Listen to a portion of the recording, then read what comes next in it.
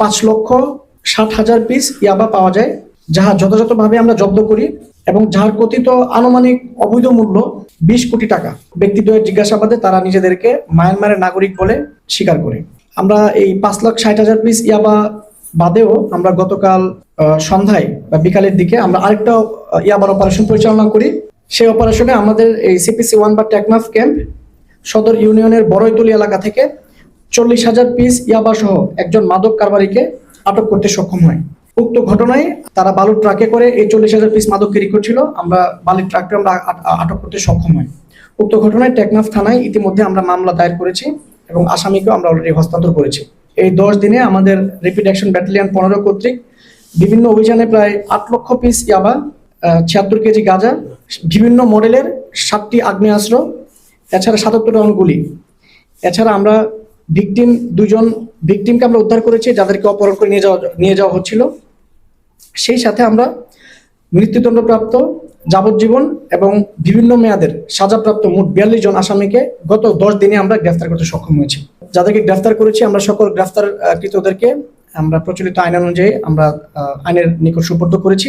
আপনাদের আশ্বস্ত করতে চাই, আমাদের র্যাব 15-র পক্ষ থেকে আমরা মাদক নির্মূলে আমরা বেশ আন্তরিক এবং আমরা সততার সাথে আমরা সবাই কাজ করছি। এটলিস্ট আমাদের উপরের লেভেল যারা আছে আমরা সৎ, এবং আমরা আমাদের গ্রাউন্ড লেভেলে যারা কাজ করে তাদেরকে আমরা রীতিমতো সবসময় ব্রিফিংয়ের মধ্যে রাখি, যেন সবাই যেন কোনো ধরনের অসৎ কোনো পথে না যেন জড়ায় যায়। এবং আলহামদুলিল্লাহ আমি এখানে প্রায় 4 মাস হলো আমি এখানে এসেছি। তো আলহামদুলিল্লাহ আমার কাছে মনে হয় দৃশ্যমান একটা উন্নতি হয়েছে, এবং আমরা বলতে পারি, বুকে হাত রেখে বলতে পারি যে প্রেজেন্ট আমরা র্যাব 15 ব্যাটালিয়ন আমরা আন্তরিক এবং সৎভাবে আমরা দেশের জন্য কাজ করে যাচ্ছি। আর যে কোনো অপারেশন যখন হয় কিন্তু বেশ কষ্ট হয়। গতকালকে অপারেশনটা যদি বলি, এটা আপনার খুবই রিস্কি, ঝুঁকিপূর্ণ এবং দুর্ধর্ষ অপারেশন একটি হয়েছে। যে সকল অপারেশনে যারা জড়িত ছিল আমার অপারেশন টিম, তারা 1 কিলোমিটার সাঁতরিয়ে যেন আপনি এই দুজনকে ধরতে সক্ষম হয়। সবাইকে সৎভাবে যদি কাজ করি তখনই হচ্ছে কি মাদক আমরা পুরোপুরি নির্মূল করতে পারবো।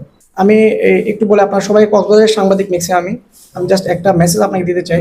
আমি এখানে বিভিন্ন মানুষ আমাকে ফোন দেয়, আমার অ্যাপয়েন্টমেন্টের কারণে হোক বিভিন্ন মানুষ ফোন দেয়, বাট আমি খুব আশাহতভাবে আমি দেখি অনেক মানুষ অনেক তথ্য আছে মাদক সম্পর্কিত বিষয়ে, যে তারা মাদকের তথ্য দিতে চায় কিন্তু বিনিময়ে তারা আপনার কিছু পার্সেন্টেজ চায়।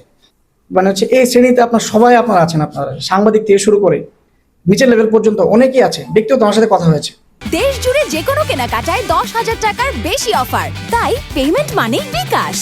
তো তখন আসলে আমি খুব আশাহত হই।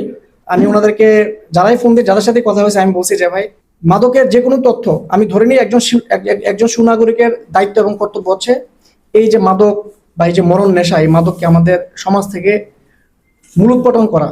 আর যদি আসলে সবাই যদি অর্থের বিনিময়ে বা যা পার্সেন্টেজের বিনিময়ে বা মাদক দ্রব্যের কিছু অংশের বিনিময়ে তারা যদি তথ্য সংগ্রহ করতে চায়, তাহলে আপনার কোনোদিনই আসলে এই মাদককে নির্মূল করা সম্ভব হবে না।